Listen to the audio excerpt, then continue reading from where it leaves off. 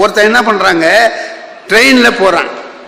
ட்ரெயின்ல போகும்போது வேற ஆள் இல்லை, கூட்டமே இல்லை. ட்ரெயின்ல ரெண்டு பேர் தான் இருக்கிறான். ஒருத்தன் இந்த ஜன்னல் ஓரம் உட்காந்துருக்கான், இவன் எய்த்தாப்புல இந்த ஜன்னல்ல ஓரத்தில் உட்காந்துருக்கான்.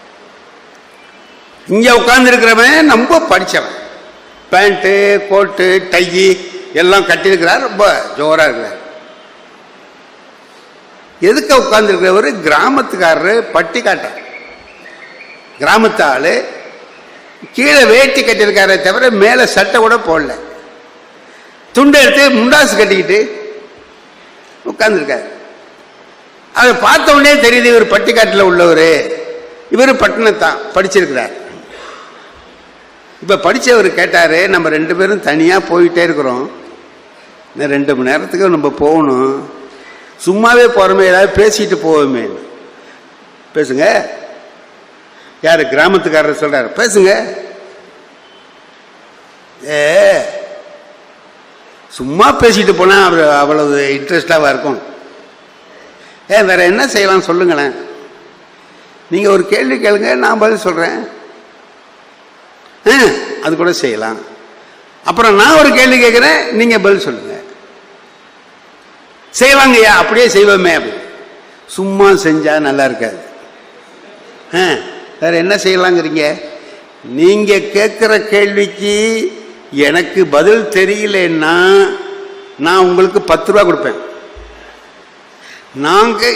நான் படிச்சவன், எனக்கே பதில் தெரியாத அளவுக்கு நீங்க கேள்வி கேட்கறீங்கன்னா பெரிய 10 ரூபா.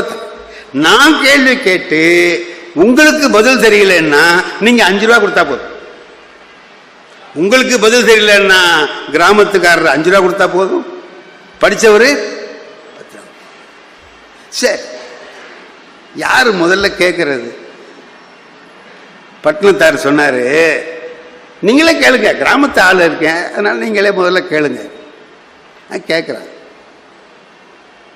ஐயா, 3 கண்ணு. என்னங்க?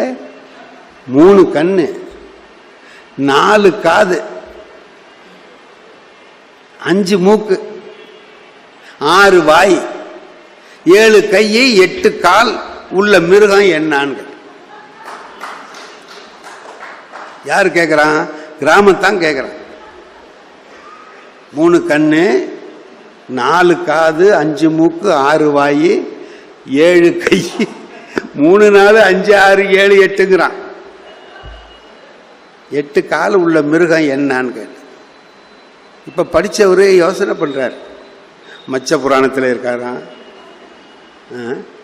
அனுமன் புராணத்தில் இருக்கிறானா, அதில் வருதா இதில் வருதா, அதா இருக்குமோ இதா இல்லையா, அது கூட 5 கையெல்லாம் கிடையாது.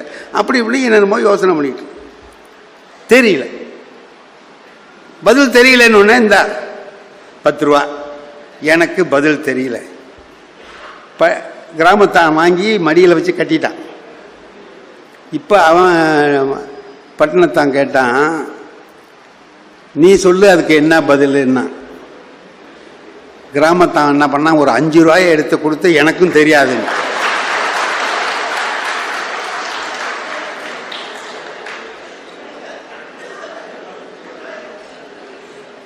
இந்த பட்டணத்தை படிச்சவன் இருக்கானே, இவன் என்ன நினைச்சிட்டு இருக்கான், இப்படி ஏமாத்தி அவன்கிட்ட 5 ரூபாயா வாங்கலாம், நம்ம படிச்ச நம்ம அப்படின்னு நினைச்சிருந்தான். இதை பார்த்தான், அடே இப்ப ஊருக்கு போறதுக்குள்ள நம்மகிட்ட இருக்கிற பணம்லாம் இவன் பிடிக்கிடுவான் போல இருக்குது.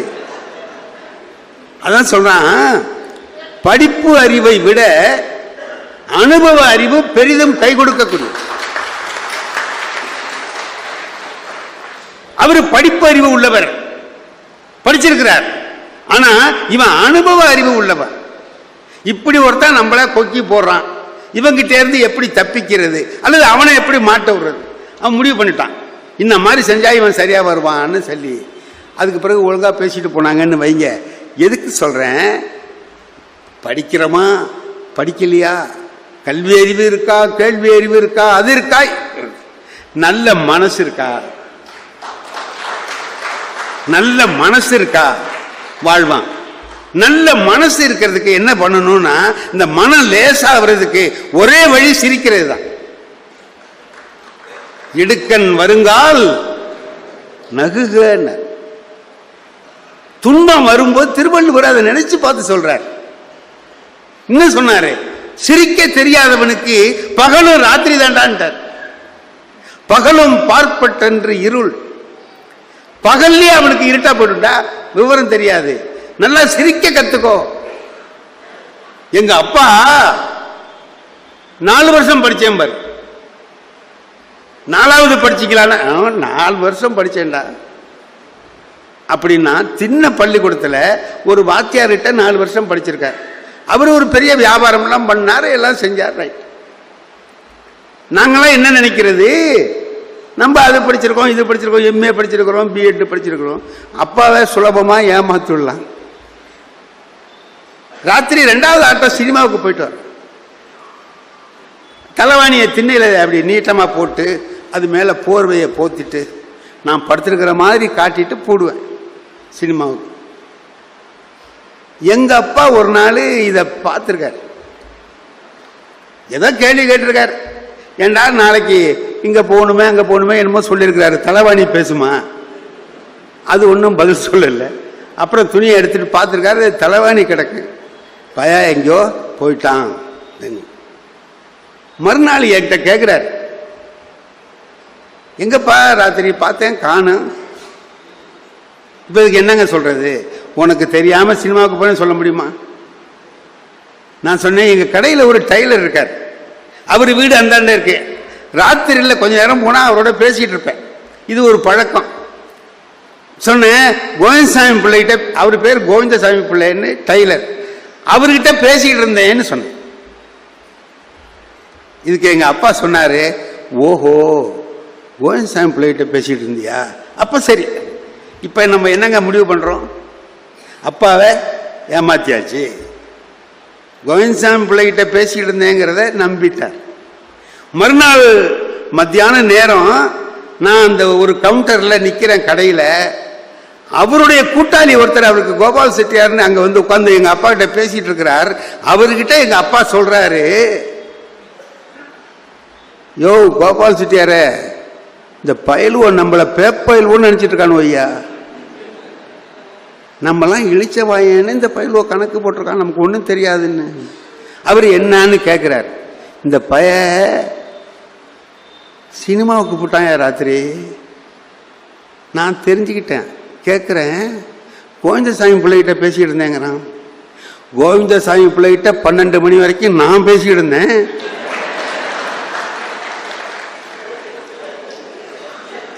சார் அவர் பேசிட்டு இருக்காரு. அப்புறம் இப்ப திரும்ப வரும்போது தான் என்ன பார்த்திருக்காரு. இல்ல நான் அவர்கிட்ட பேசிட்டு இருந்தேங்கிறாரு. ஏண்டா நான் தான் அவர்கிட்ட பேசி கேட்கலாமா இல்லையா? கேட்கல. தான் ஏமாந்தது மாதிரி அவர் நடிக்கிறார். நான் ஏமாத்தினதா நினைச்சு ஒரு வெற்றி பெருமிதத்தோட இருக்கிறேன். போடா, உன்னை ஏமாந்தது தெரியாமலே நான் ஏமாத்திட்டேன்டாங்கிறாரு எங்க அப்பா. யாரு பெரிய ஆளு? ஆகையினால பெரியவர்கள், அனுபவ அறிவு உடையவர்கள் தங்களுடைய ஆற்றலால், அறிவால் நம்மை ரொம்ப கவனமா கையாளுவார்கள். நாம் என்ன செய்ய வேண்டியிருக்கிறது? இந்த மாதிரி நேரங்களில் நல்ல துன்பங்கள் வருகிற போது சிரிக்க தெரிந்திருக்கிறது. எனக்கு ஏற்பட்டிருக்கிற துன்பங்களில் எல்லாவற்றிலுமே நான் சிரித்து சமாளித்திருக்கிறேன். அப்படி சிரித்ததால் என்னுடைய வாழ்க்கை நல்லா இருக்கே தவிர ஒரு குறையும் வரவே இல்லை. எந்த குறையும் வர, நல்லா இருக்கு, நல்லா இருக்கு. உங்களுக்கெல்லாம் தெரியும், இந்த யூடியூப்லலாம் அதெல்லாம் வந்திருக்கு.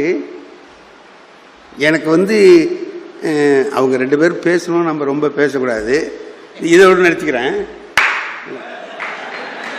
இல்லை, சிரிக்கிற சிரிப்புலேயே ஒரு அர்த்தம் இருக்குது. மணிகண்டன் சிரிக்கிறாருன்னா இன்னும் தான் பேசுவியா, நீ பேசு அப்படின்னு. சும்மா கொஞ்ச நேரம் பேசுனா நீ பிடிச்சிக்கிட்டு நல்லா பேச அப்படின்னா உடியா, நாங்க பேச வேண்டாமா? பேச. எனக்கு திருமணம் ஆகிறதுக்கு முந்தைய எனக்கு கடவுள் பக்தி இல்லை.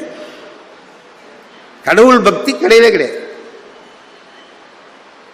கோயிலுக்கு போனது இல்லை. எல்லாரும் இதை நான் பல தடவை சொல்லியிருக்கிறேன். ஆனால் ஒரு அற்புதமான செய்தி அதில் இருக்கு, அதுக்காக சொல்றேன். கல்யாணம் ஆச்சு. கல்யாணம் ஆனதுக்கு பிறகு கோயிலுக்கு போவாங்கல்ல, பொண்ணு மாப்பிள்ளைய கோயிலுக்கு அழைச்சிட்டு போவாங்க. போகிறாங்க, என்ன கூப்பிட்டாங்கன்னா நீங்கள் போயிட்டு வாங்க, நான் இருக்கேன்.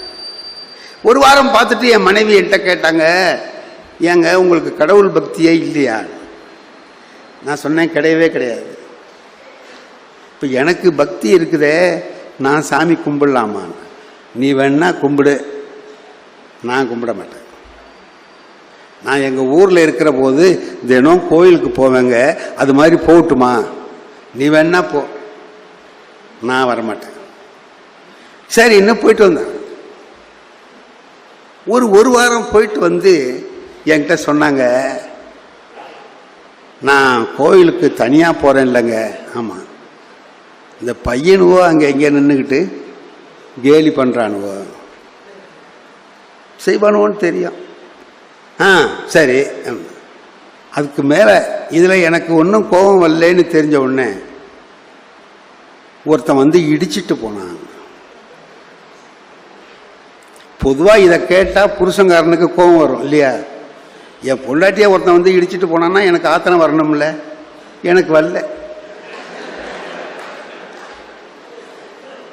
ஏன் வரலன்னு கேட்டிங்கன்னா, என் மனசுக்குள்ளார நினைப்பு வருது, கல்யாணத்துக்கு முந்தி நம்ம பண்ணிக்கிட்டு இருந்த வேலையை இப்போ வேற எவனோ பண்ணுறான்.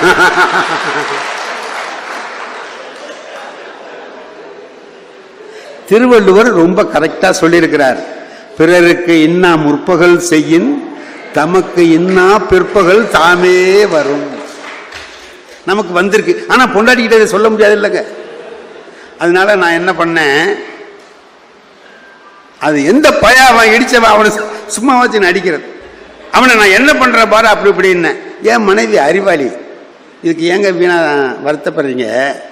நீங்கள் என் கூட வந்திருந்தா இதெல்லாம் நடக்குமா? நான் தான் கோயிலுக்கு வர முடியாதுன்னு சொல்லியிருக்கேனே, என்ன உங்களை கோயிலுக்கே கூப்பிடல, அப்புறம் வாசல் வரைக்கும் வாங்க, நான் உள்ளே போயிட்டு வர்றேன். 2 பேரும் கோயில் வாசல் வரைக்கும் நீங்கள் வாங்க, நான் உள்ளே போய் சாமி கும்பிட்டு வரேன், 2 பேரும் திரும்பி வருவோம்.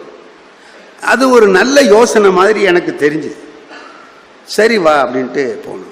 அந்த கோயில் வாசல் வரைக்கும் போன உடனே நான் உள்ளே போய் சாமி கும்பிட்டு வரேன், நீங்கள் இதுக்கு மேலே வர வேண்டாம், இங்கே நில்லுங்க அப்படின்னு சொல்லிட்டு செருப்பை கைட்டி அங்கே போட்டுட்டு உள்ளே போனேன். இங்கே வா, இது எதுக்கு போடுற? இப்போ நான் பார்த்துக்கணுமா இதை? அதுக்கு என் மனைவி சொன்ன பதில், நீங்கள் பார்த்துக்க வேணாங்க, அது பாட்டுக்கு அங்கே இருக்கட்டும், நீங்கள் பாட்டுக்கு இங்கே நில்லுங்க. இந்த பதிலை நீங்கள் கொஞ்சம் நல்லா கவனிக்கணும்.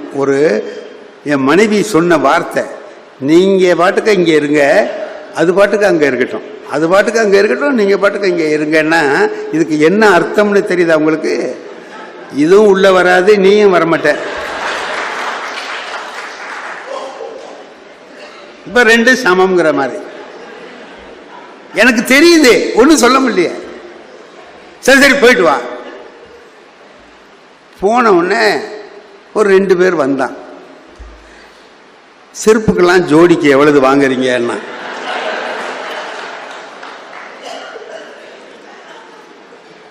நான் சொன்னேன், யோ என்னை பார்த்தா உனக்கு செருப்பு பார்த்துக்கிற ஆள் மாரி தெரியுதா அப்படின்னு. பார்த்துட்டு இருக்கே ஐயா, போயா அப்படின்னு. போகும்போது 2 பேரும் பேசிக்கிட்டு போறான், பொம்பளை செருப்புனா பார்த்துக்குவார் போல இருக்கு அப்படின்னு.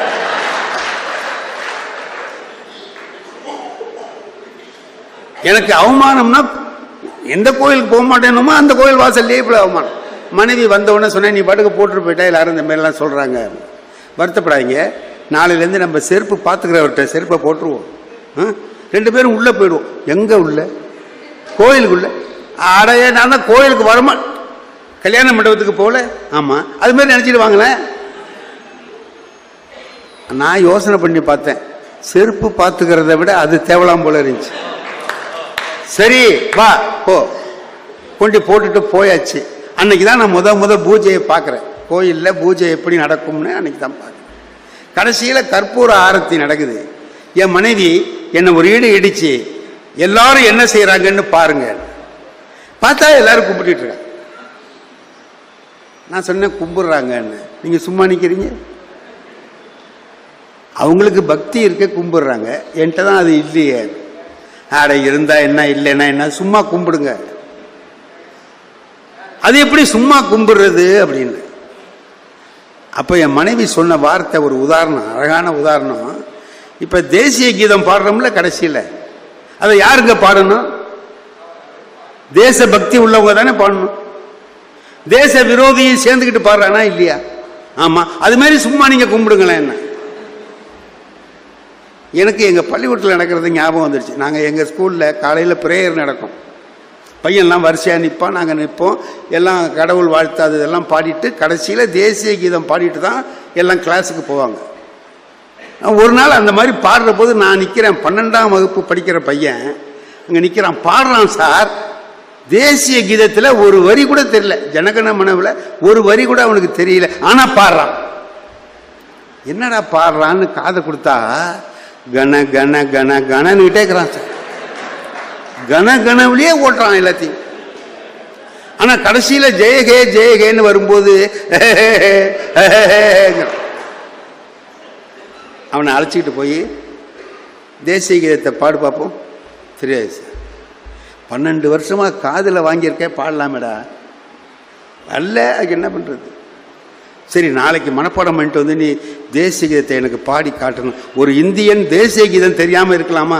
நாளைக்கு பாடி காட்டணும்னு. அதுக்கு அந்த பையன் சொன்னான், ஒரு செய்யுள் மனப்பாடம் பண்ணிட்டு வர சொல்லி சொன்னீங்களே, அதை செய்யவா இல்லை இதை செய்யவா? நீ ஒன்றும் பண்ண வேணாம். எனக்கு அந்த நினைப்பு வந்து சரி கும்பிடுறான்னு கும்பிட்டங்க. இன்னைக்கு வரைக்கும் நான் அந்த கையை எடுக்கல, கும்பிட்டு. இதை எதுக்கு சொல்றேன் தெரியுமா? என் மனைவி நான் சாமி கும்பிடாம இருக்கிறது மனைவிக்கு பிடிக்கலன்னு வைங்க, ஏயா கும்பிடாம இருக்கிறேன்னு கேட்கலாம். கேட்கல, என்னமோ யாரோ வந்து இடிச்சது மாதிரி சொல்லி நாங்கள் அழைச்சிட்டு போய் செருப்பு பார்த்துக்க வச்சு உள்ள கொண்டு போய் பக்தி மார்க்கத்தில் அவன் நினைச்சபடி மாத்திர தன்மை இருக்க, அதுதான் நகைச்சுவையினுடைய ஆற்றல். அதுல எனக்கு ஏற்பட்ட பெரிய லாபம் என்ன தெரியுமா? பெரிய லாபம். சாமி நான் கும்பிட்டாததுனால சாமிக்கு ஒன்றும் பெரிய லாபம் இல்லை, கும்பிடலைன்னா சாமிக்கு ஒன்றும் நஷ்டம் கிடையாது. ஆனா நான் அதுக்கு பிறகுதான் பக்தி இலக்கியங்களை எல்லாம் படிக்கிறேன். அது வரைக்கும் நான் தொடல. தேவாரம் படித்தேன், திருவாசகம் படித்தேன். அதுல ஒரு திருவாசகம் இருக்கு, நாடகத்தால் உன் அடியார் போல் நடித்து நான் நடுவே வீடகத்தே புகுந்திடுவான், மிக பெரிதும் பிறகின்றேன் ஆடகச்சீர் மணிக்குன்றே, இடையரா அன்பு உனக்கு என் ஊடகத்தே நின்று உருக தந்தருள் எம் உடையானே. நாடகத்தில் நடிக்கிற மாதிரி நடிக்கிறேன்ப்பா, நடிகன் மாதிரி உன் மேல பக்தி உள்ள மாதிரி நடிக்கிறேன். அந்த பக்தியை உண்மையான பக்தியை ஆக்குன்னு மாணிக்க வாசகர் அழுது கேட்கிறார். நான் அழவும் இல்லை, கேட்கவும் இல்லை. இறைவன் என் மீது உள்ள அருளால் உண்மையாகவே பக்தனாக மாற்றினார் என்றால் அதற்கு காரணம் என் மனைவி. நாம் எல்லாரும் மனைவியை நேசிக்க கற்றுக்கொண்டு, துன்பங்கள் வருகிற பொழுது கூட சிரிக்க கற்றுக்கொண்டு வாழ்கிற வாழ்க்கையிலே துன்பங்களே வராது. வருகிற துன்பங்கள் துன்பமாக தெரியாது.